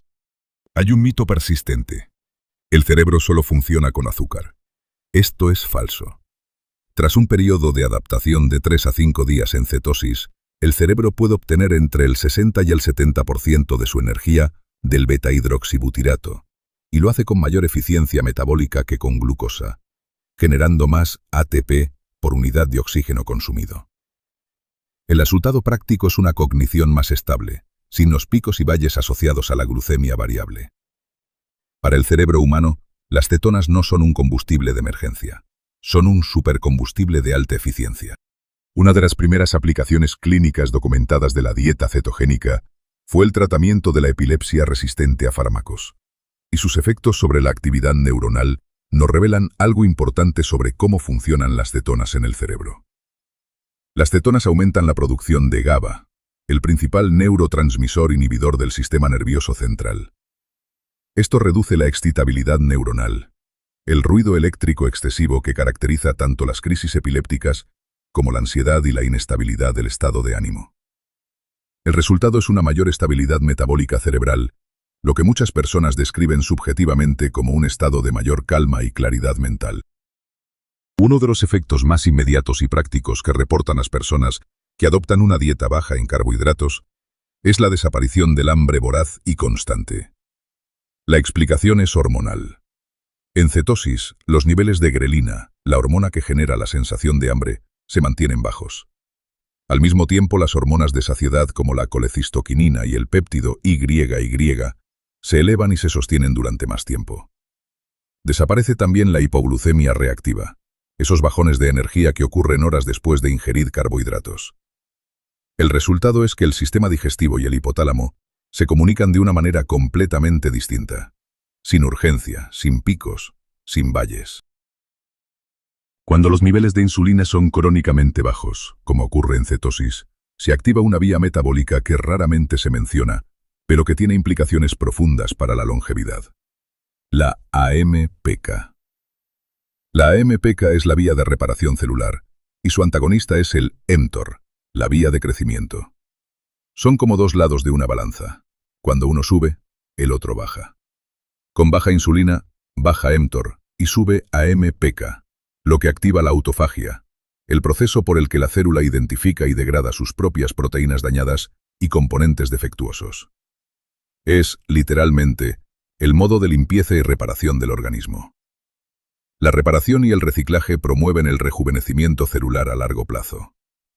Como beneficio adicional, este entorno metabólico también favorece una microbiota intestinal más equilibrada. La cetosis no solo cambia el combustible que usa el cuerpo, cambia la calidad de los motores que lo queman. A nivel mitocondrial, ocurren 3 tipos de mejoras simultáneas. Primero, la biogénesis. La activación de la proteína PGC1-alfa estimula la creación de nuevas mitocondrias más eficientes. Segundo, la mejora del equilibrio redox. Mejora la relación entre la coenzima nicotinamida adenina dinucleótido oxidada y reducida, NAD+/NADH, un marcador clave de la salud metabólica y el envejecimiento celular. Y tercero, el efecto epigenético. El beta-hidroxibutirato inhibe las enzimas HDAC, histona desacetilasas, permitiendo la expresión de genes protectores contra el estrés oxidativo. La cetosis no es simplemente una dieta. Es una actualización del software y del hardware celular. Muchas personas que inician una dieta cetogénica experimentan durante los primeros días fatiga, cefaleas y sensación general de malestar. Esto se conoce popularmente como gripe keto, y durante años se atribuyó erróneamente a la falta de azúcar. La causa real es fisiológica y renal. Cuando baja la insulina, el riñón reduce la reabsorción de sodio, lo que genera una pérdida activa de sodio en la orina, un proceso llamado natriuresis. Ese sodio arrastra agua con él, reduciendo el volumen plasmático, y esa contracción de volumen es la que produce los síntomas. La solución no es volver a los carbohidratos, es reponer electrolitos, especialmente sodio y potasio. Con eso, la adaptación se completa sin malestar. La cetosis no es una tendencia reciente. Tiene una historia clínica de más de un siglo. Desde 1920, la dieta cetogénica es el estándar de tratamiento para la epilepsia refractaria, es decir, aquella que no responde a los fármacos antiepilépticos. Eso solo ya es un aval clínico extraordinario. Pero en las últimas décadas, la evidencia se ha extendido a otro campo igualmente sólido: el síndrome metabólico y la diabetes tipo 2. Los estudios demuestran reducciones significativas de la hemoglobina glicosilada, descenso de triglicéridos, aumento de la lipoproteína HDL y reversión de la grasa hepática. No son efectos marginales, son marcadores clínicos duros con seguimiento documentado. Más allá de lo consolidado, hay 3 áreas de investigación activa que apuntan a que los efectos de la cetosis van mucho más lejos de lo que hoy reconoce la medicina convencional. La primera es la neurodegeneración. El Alzheimer está siendo investigado como diabetes tipo 3, una condición de resistencia a la insulina cerebral en la que las cetonas podrían ofrecer una ruta energética alternativa a las neuronas dañadas. La segunda es el síndrome de ovario poliquístico, donde la reducción de insulina tiene efectos hormonales directos. Y la tercera son las migrañas, donde varios estudios reportan reducciones significativas en frecuencia y severidad en pacientes cetogénicos. Son aplicaciones prometedoras, con investigación activa y resultados preliminares alentadores. Lo que hemos visto hasta ahora no afecta a un solo órgano ni a una sola función. La cetosis tiene un impacto sistémico que alcanza simultáneamente a todos los sistemas principales del cuerpo. El hígado produce cetonas y oxida grasas de forma eficiente. El cerebro recibe neuroprotección, aumenta el GABA y experimenta mayor claridad mental. La sangre muestra menos insulina y menos inflamación por inhibición del NLRP3. El intestino mejora la microbiota y sostiene la saciedad. Y a nivel celular, se activan la autofagia y la eficiencia mitocondrial. No estamos hablando de una dieta. Estamos hablando de un cambio de estado metabólico con efectos en cascada sobre toda la biología del organismo.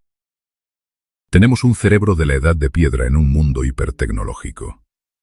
Un cerebro diseñado durante millones de años para operar en condiciones de escasez, incertidumbre y esfuerzo físico real. Y ese cerebro, con toda su maquinaria evolutiva intacta, se enfrenta hoy a un entorno radicalmente distinto. Abundancia artificial, estimulación constante e instantánea, y señales químicas que imitan las recompensas ancestrales con una intensidad que la naturaleza nunca produjo. El resultado es un desajuste profundo entre nuestra neurobiología y nuestro entorno. Esta sección de la presentación explora ese desajuste. ¿Cómo funciona? ¿Por qué nos hace vulnerables? ¿Y qué podemos hacer para recuperar el control? Existe un malentendido muy extendido sobre la dopamina. Se la llama la hormona del placer, como si su función fuera hacernos sentir bien. Eso es incorrecto.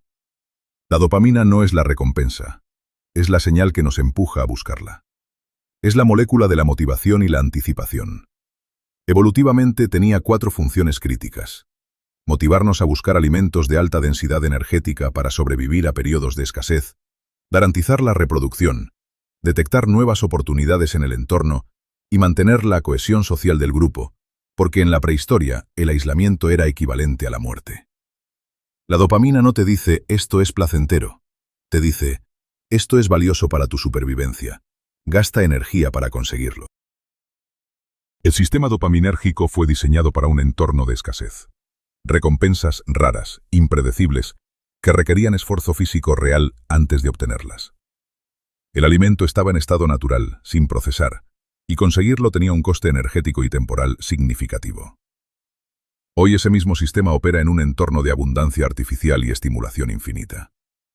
La comida ultraprocesada combina azúcar, grasa y sal en proporciones que no existen en ningún alimento natural, activando el sistema de recompensa con una intensidad para la que no estaba preparado. Los estímulos digitales generan refuerzo intermitente continuo, el mecanismo más adictivo que existe. Y el estrés crónico activa el sistema de alerta sin que haya descarga física que lo resuelva. Un mecanismo diseñado para la supervivencia opera hoy en un entorno de estimulación sin límite. Cuando el sistema dopaminérgico recibe una sobreestimulación constante, el cerebro responde con un mecanismo de protección. Baja el volumen. Lo hace reduciendo el número de receptores de 2, los receptores de dopamina en el núcleo accumbens. El resultado es la tolerancia. Se necesita un estímulo cada vez más intenso para obtener la misma respuesta. Y como consecuencia directa, aparece la anedonia. Las recompensas naturales de baja intensidad, leer, conversar, pasear, ya no alcanzan el nuevo umbral mínimo y dejan de producir satisfacción. En ese punto la conducta cruza una línea patológica. Ya no hacemos las cosas porque nos gustan. Las hacemos porque las necesitamos para sentirnos simplemente normales. Es la diferencia entre lo hedónico y lo compulsivo. La motivación y la gestión energética no son sistemas independientes que operan en paralelo. Coevolucionaron y están biológicamente acoplados. Aquí está el mecanismo. Cuando encuentras comida y comes, la insulina sube y parte de ella llega al cerebro, concretamente al núcleo accumbens y al área tegmental ventral, los centros de recompensa. Una vez allí, actúa como señal de suficiencia energética y frena la liberación de dopamina. El mensaje es claro. El tanque está lleno, deja de buscar. Es un freno biológico natural y elegante. El problema surge cuando ese freno falla por resistencia a la insulina cerebral o cuando los estímulos artificiales eluden el sistema por completo. Sin ese freno, la búsqueda no se detiene aunque el cuerpo tenga energía de sobra. Este es el bucle que lo une todo. El ciclo comienza con un estímulo hiperpalatable, ya sea comida ultraprocesada o contenido digital intenso, que genera picos masivos y artificiales de glucosa y dopamina. Esos picos provocan hiperinsulinemia crónica, una sobrecarga metabólica constante. Con el tiempo las neuronas se vuelven resistentes tanto a la insulina como a la leptina. Se vuelven sordas a su señal y ya no perciben correctamente el estado de saciedad. Sin esa señal de suficiencia, el cerebro interpreta que hay déficit energético, aunque el cuerpo tenga reservas de grasa abundantes. Y ante lo que percibe como hambruna, ordena una búsqueda compulsiva de energía, reiniciando el ciclo. Es un desacople neuroenergético. El cuerpo está lleno, pero el cerebro actúa como si se estuviera muriendo de hambre. El estrés crónico no es solo un estado emocional. Es un estado bioquímico con consecuencias metabólicas directas y medibles. Cuando el cortisol se eleva de forma sostenida, ocurren tres cosas en cadena. Primero, el cuerpo libera glucosa rápida para prepararse para una lucha que nunca llega, lo que fuerza picos de insulina repetidos. Segundo, el estrés continuo degrada los neurotransmisores y hunde la dopamina basal, dejando al sistema de motivación en mínimos. Y tercero, el cerebro, al percibir esa caída dopaminérgica como una crisis energética, exige azúcar para compensarla. El resultado es el triángulo. Cortisol alto, dopamina baja e insulina elevada se retroalimentan entre sí. La impulsividad alimentaria no es debilidad. Es un cerebro intentando sobrevivir a su propia crisis de energía subjetiva. La leptina es la hormona que informa al cerebro de cuánta energía tiene almacenada en forma de grasa. Es la señal de abundancia. Cuando esa señal falla, el hambre se vuelve perpetua independientemente de las reservas reales. Y puede fallar de dos maneras muy distintas. En la obesidad, la inflamación crónica bloquea físicamente el transporte de leptina hacia el cerebro, que nunca recibe la señal de saciedad. Pero existe una segunda forma de resistencia, menos obvia y frecuentemente ignorada: la del delgado estresado. En este caso, el cortisol elevado interfiere en el hipotálamo de tal manera que la señal de saciedad llega, pero la señal de amenaza y estrés la domina por completo. La conclusión es importante. El peso normal no garantiza un metabolismo normal ni un sistema de recompensa que funcione correctamente. Existe un puente biológico directo entre el síndrome metabólico y la depresión, y ese puente es la neuroinflamación. El proceso comienza en el cuerpo. El exceso de insulina crónica y la grasa visceral generan una inflamación sistémica de bajo grado, silenciosa pero constante. Esa inflamación llega al cerebro, donde reduce la disponibilidad de dopamina e interfiere con los receptores de D2, los mismos que ya estaban comprometidos por la sobreestimulación artificial. El resultado físico es doble: fatiga profunda y niebla mental, esa sensación de estar presente pero sin poder pensar con claridad. Y la consecuencia conductual es predecible. Ante ese letargo, el cerebro busca desesperadamente estímulos hiperintensos para salir de él. Es una espiral que va del síndrome metabólico a la anedonia y la depresión, pasando por la inflamación como mecanismo puente. Esta diapositiva es quizás la más importante de toda la presentación desde el punto de vista práctico. Lo que culturalmente llamamos falta de voluntad, debilidad moral o falta de disciplina es, en realidad, el resultado predecible de una ecuación biológica. Dopamina basal baja, más resistencia a la insulina, más cortisol alto, igual a impulsividad metabólica. Cuando el cerebro percibe hambruna celular y tiene el sistema dopaminérgico en quiebra, realiza un cálculo de supervivencia perfectamente racional a corto plazo. El azúcar rápido y los estímulos intensos son la inversión más lógica para salir del déficit percibido. No hay ningún error de carácter en eso. Es la biología haciendo exactamente aquello para lo que fue diseñada, pero en el entorno completamente equivocado. Si el problema central es una neurobiología desregulada por picos constantes de glucosa e insulina, la primera intervención lógica es eliminar esos picos. La estabilidad glucémica no es solo una estrategia metabólica. Es la base biológica indispensable para la claridad mental. Menos picos de glucosa significan menos desregulación del eje dopamina-insulina, menos resistencia cerebral y menos impulsividad reactiva. Y cuando se añade la cetosis, el beneficio se amplía. Los cuerpos cetónicos proporcionan un combustible alternativo limpio que mejora la eficiencia mitocondrial, reduce el estrés oxidativo y estabiliza la señalización dopaminérgica basal. No se trata de pasar hambre ni de restringirse indefinidamente. Se trata de aplanar la curva de glucosa para que el cerebro pueda operar desde un estado de calma metabólica real. El sistema de recompensa fue diseñado para operar con pulsos naturales, no con estimulación constante. Esfuerzo seguido de recompensa, ayuno seguido de ingesta, actividad seguida de descanso. Esa alternancia rítmica es la que mantiene el sistema calibrado y sensible. El movimiento físico es el modulador no farmacológico más potente que existe para restaurar ese equilibrio. Aumenta la dopamina basal, mejora la sensibilidad a la insulina y, de manera especialmente relevante, multiplica los receptores de D2, aquellos que la sobreestimulación había reducido. No hace falta un entrenamiento extremo. Hace falta movimiento regular y restaurar los ciclos biológicos ancestrales de alternancia. Evolutivamente estamos optimizados para el ritmo y la alternancia, no para la meseta de saciedad perpetua. La tercera estrategia aborda dos frentes simultáneos. El primero es el sueño. La privación de sueño destruye receptores dopaminérgicos y dispara antojos compensatorios al día siguiente, creando un ciclo que sabotea cualquier otro esfuerzo de regulación. El descanso real no es opcional. Es la condición mínima para que el sistema pueda recuperarse. El segundo frente es la recalibración del umbral de recompensa. Después de reducir los estímulos artificiales de alta intensidad, es necesario practicar de forma deliberada actividades con recompensa lenta. Tiempo en la naturaleza, vínculos sociales profundos, lectura enfocada. El objetivo no es el placer inmediato. Es permitir que los receptores de D2 se regeneren hasta que puedan volver a detectar y valorar las señales sutiles de la vida cotidiana. El protocolo de restauración se puede resumir en 3 columnas. Lo que hay que detener: los picos constantes de glucosa, el refuerzo digital intermitente y la amenaza psicológica crónica sin resolución física. Lo que hay que añadir: actividad física de resistencia regular, ventanas de ayuno fisiológico o cetosis, sueño profundo y reparador, y conexión social real, no digital.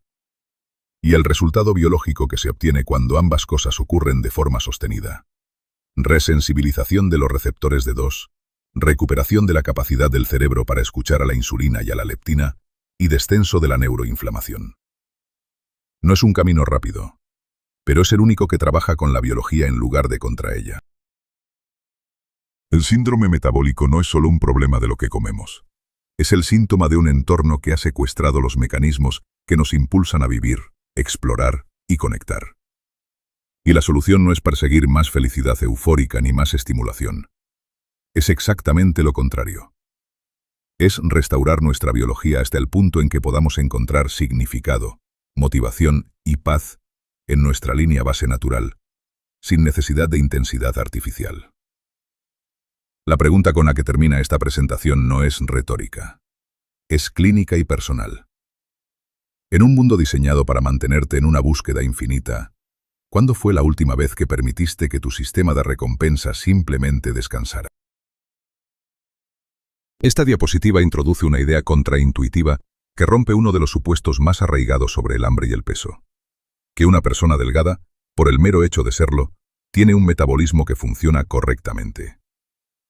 La leptina es la hormona que actúa como indicador del nivel de energía almacenada, como la barra de batería del cuerpo. Cuando esa señal llega correctamente al cerebro, el hambre se regula de forma natural. Pero cuando el cerebro se vuelve resistente a ella, por inflamación o por estrés crónico, el indicador siempre marca abajo, independientemente de las reservas reales. Una persona delgada con cortisol elevado y neuroinflamación puede tener el cerebro convencido de que se está muriendo de hambre. El peso en la báscula no es un indicador fiable del estado metabólico ni del sistema de recompensa.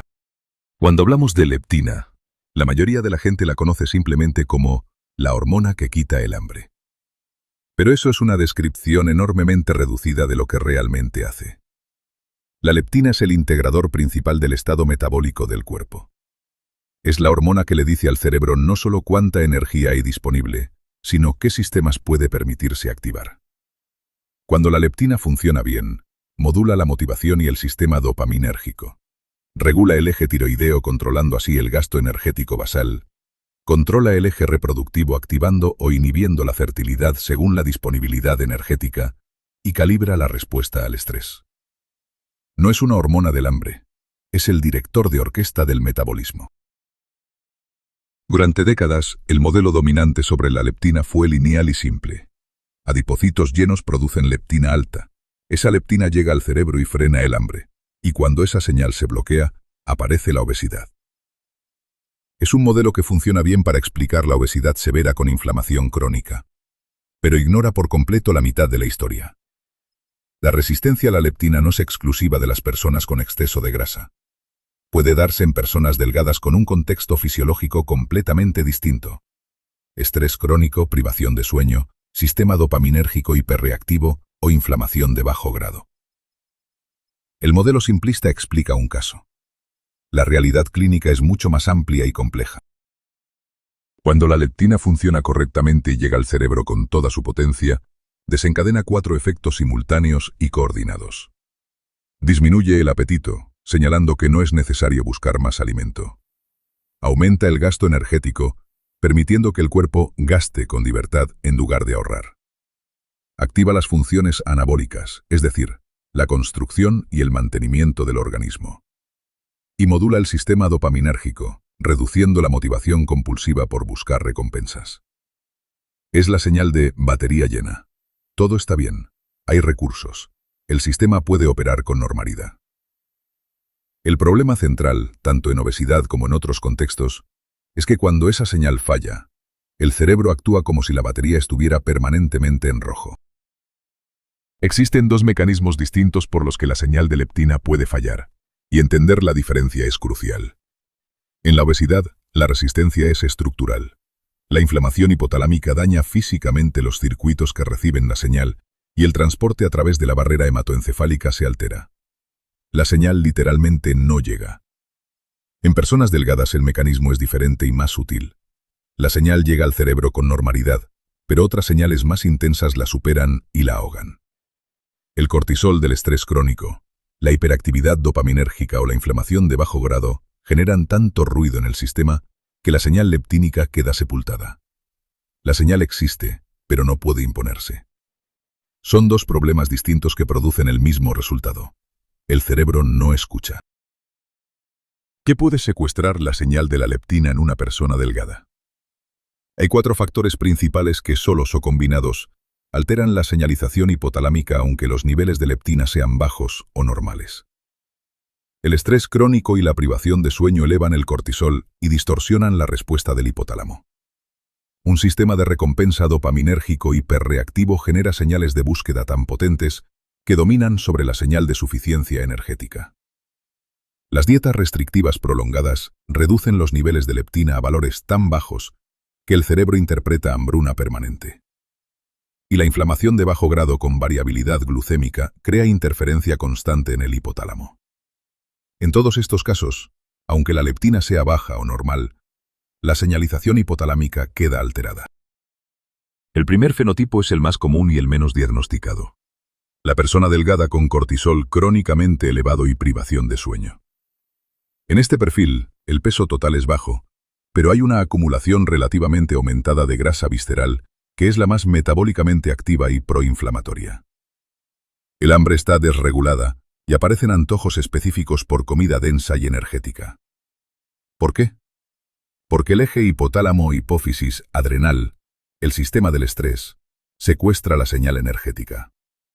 La leptina está en rango bajo normal, pero el cerebro interpreta esa situación como un déficit de energía real. El resultado es un error de sistema. El indicador marca batería baja, aunque las reservas sean suficientes, y el cerebro actúa en consecuencia ordenando más ingesta y más búsqueda de energía. El segundo fenotipo es el de la persona cuyo sistema motivacional ha crecido tanto en intensidad que literalmente aplasta la señal leptínica. La leptina está presente y llega al cerebro, pero su peso en la balanza es insignificante comparado con el del sistema dopaminérgico hiperreactivo. El resultado clínico es reconocible: alta impulsividad, búsqueda constante de estímulos y patrones de conducta de tipo adictivo que pueden manifestarse con comida, pero también con ejercicio excesivo, trabajo compulsivo o cualquier fuente de estimulación intensa. La dopamina basal es baja, lo que perpetúa la búsqueda. La señal leptínica existe pero es insuficiente para frenar un motor motivacional que opera a máxima potencia. El sistema energético no puede competir con el sistema motivacional cuando éste está desbocado. El tercer fenotipo es el de la persona que ha seguido dietas restrictivas prolongadas, especialmente las muy bajas en grasa. El mecanismo es una espiral descendente. La restricción energética severa hace caer los niveles de leptina. El cerebro entra en modo conservación. Baja la función tiroidea y el gasto energético, y el hambre aumenta. Pero aquí aparece la paradoja más contraintuitiva. Cuando esa persona vuelve a comer con normalidad, si hay estrés crónico superpuesto, el cerebro no ajusta correctamente la saciedad. El resultado es lo que muchas personas han vivido sin saber explicar: ciclos de restricción y descontrol, y episodios de atracones en personas que visualmente parecen delgadas. No es falta de voluntad. Es una resistencia paradójica producida por el mismo mecanismo que se usó para intentar controlar el peso.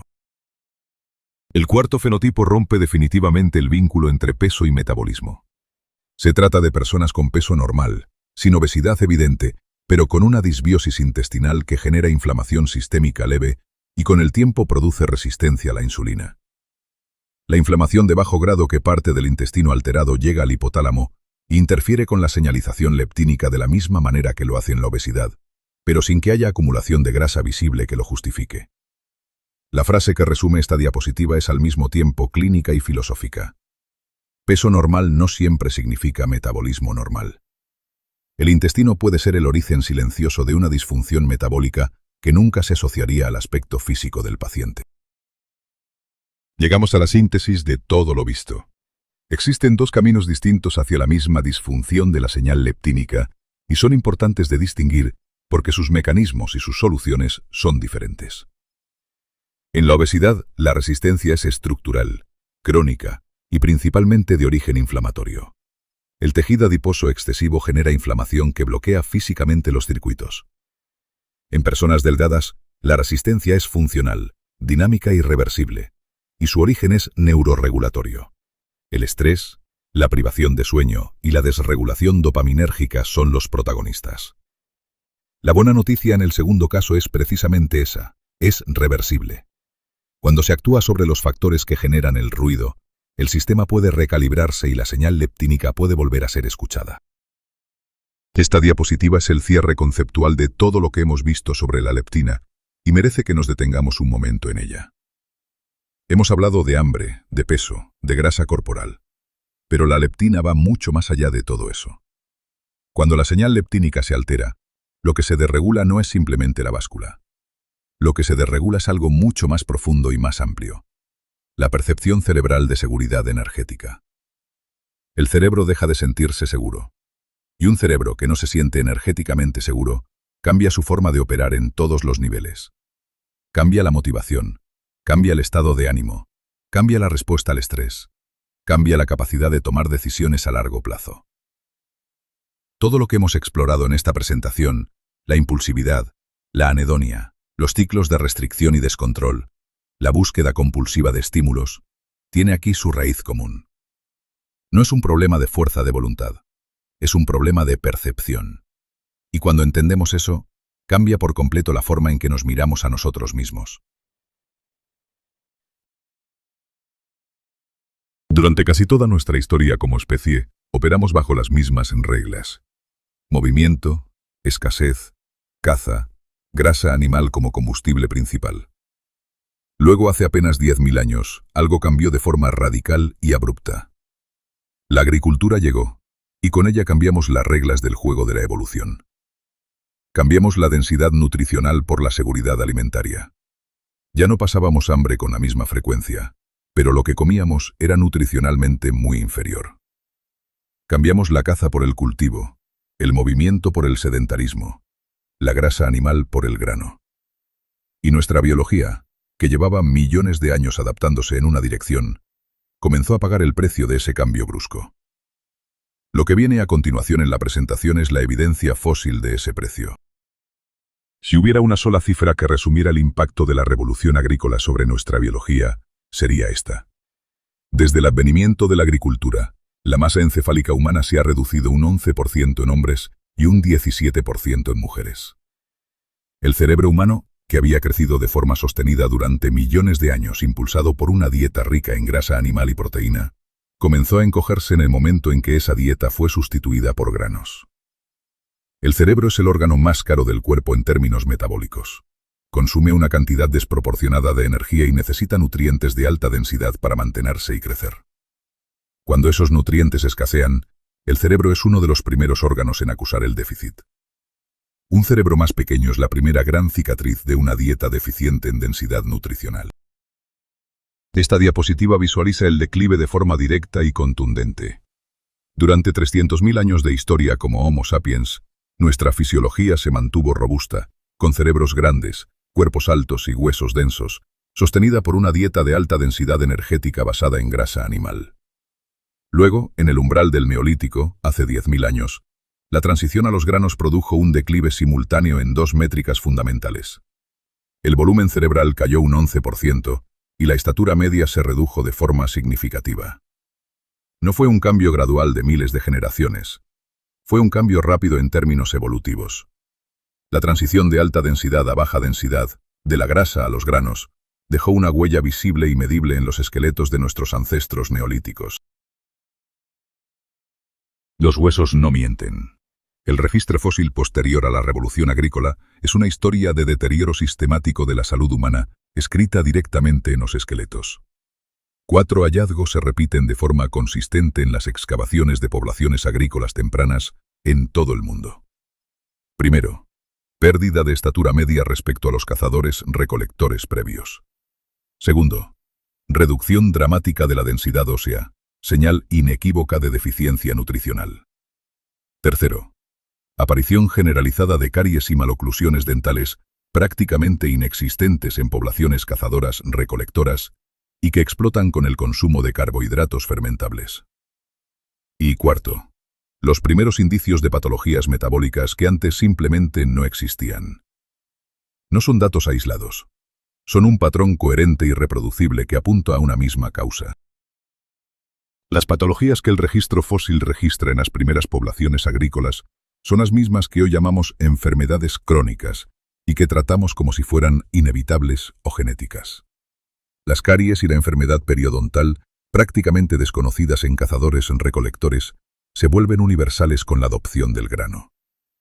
La hiperostosis porótica, una lesión ósea característica de la anemia, aparece masivamente en cráneos neolíticos, reflejando una deficiencia de hierro y vitamina B12 directamente asociada al abandono de la carne. El estrés mecánico repetitivo en articulaciones y columna, consecuencia del trabajo agrícola monótono. Y en conjunto, todo ello son patologías introducidas por la dieta basada en granos y el sedentarismo. No son enfermedades de la vejez, son enfermedades de la civilización agrícola. Esta diapositiva pone en perspectiva la dimensión temporal del problema de una manera que resulta difícil de ignorar. Si comprimimos toda nuestra historia evolutiva como especie en 24 horas, el resultado es revelador. Durante 23 horas y 55 minutos, fuimos superdepredadores. Nuestra fisiología estaba optimizada para cazar, nuestro cerebro crecía, nuestra biología funcionaba con grasa animal como combustible principal. En los últimos 5 minutos de ese día, llegó la revolución agrícola. Abandono de la carne, introducción de cereales, reducción cerebral de más del 10%, aparición de caries y malnutrición. Y en el último segundo, llegó la revolución industrial.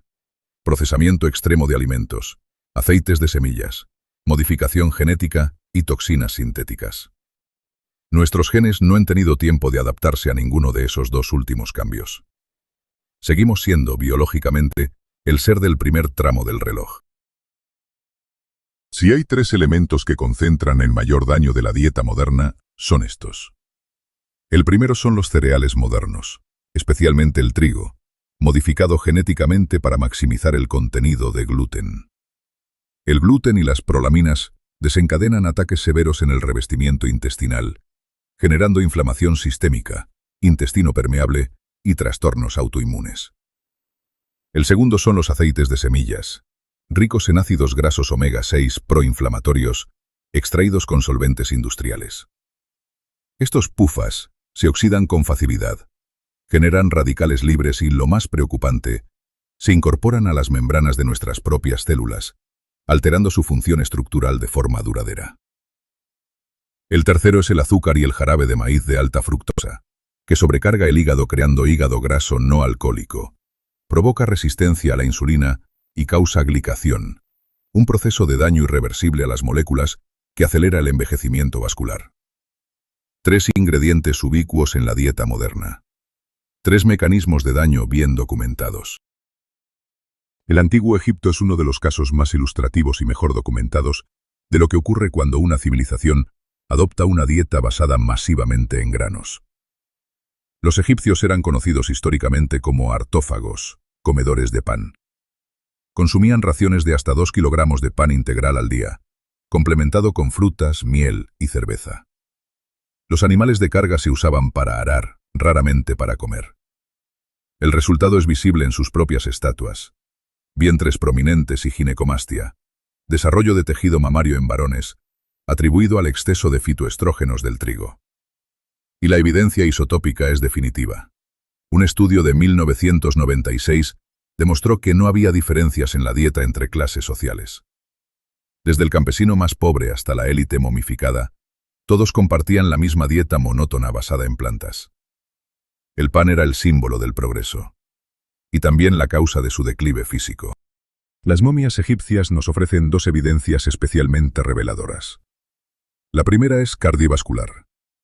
El papiro de Evers, escrito en 1550 a.C., describe con precisión clínica lo que hoy reconocemos como un infarto. dolor en brazos, pecho y corazón, como señal de muerte inminente.